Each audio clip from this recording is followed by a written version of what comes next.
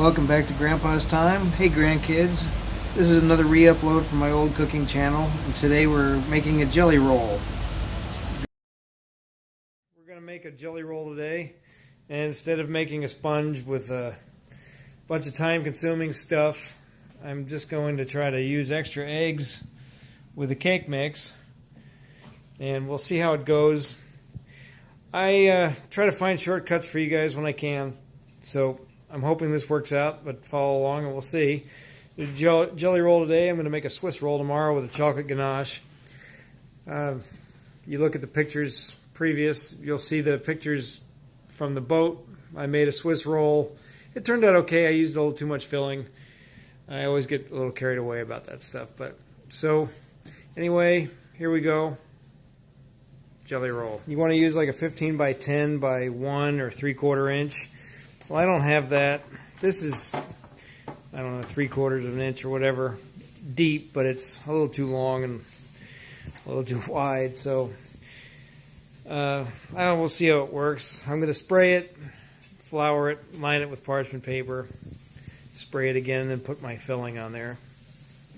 Noise in the background, I'm doing a lasagna for dinner tonight, so that's what you might be hearing, is the meat cooking. Hey, so here we go. Used some of that spray oil and some flour, and then I put a piece of parchment paper down. Wax paper will work too. I'm going to try parchment paper because that's what I have. Then I sprayed it. Now I'm going to mix the ingredients and give this a try. Use what you have. I think that the spray, there's the spray I used. The spray that has the flour in it probably would work pretty good too, but I don't have any. So here we go. Start mixing this stuff together.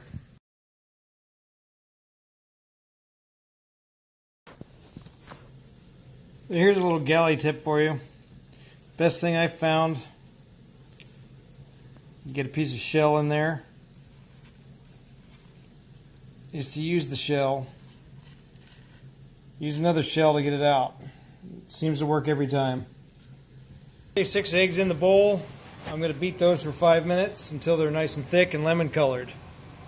Okay, 5 minutes later, the eggs are beaten vigorously for 5 minutes. I'm going to put a 1/4 cup of vegetable oil in, 1/2 cup of water, and the cake mix.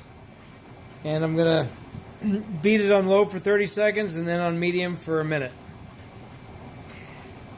Preheat the oven to 375. Doing that now.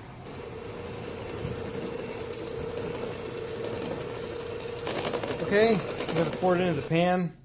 I'm going to bake it at 14 to 16 minutes until the cake springs back up when you push on it at 375.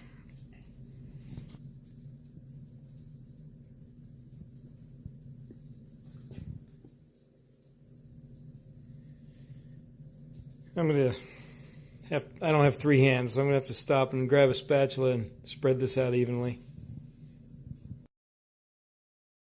Okay, I think that's what they're talking about. It's springing back.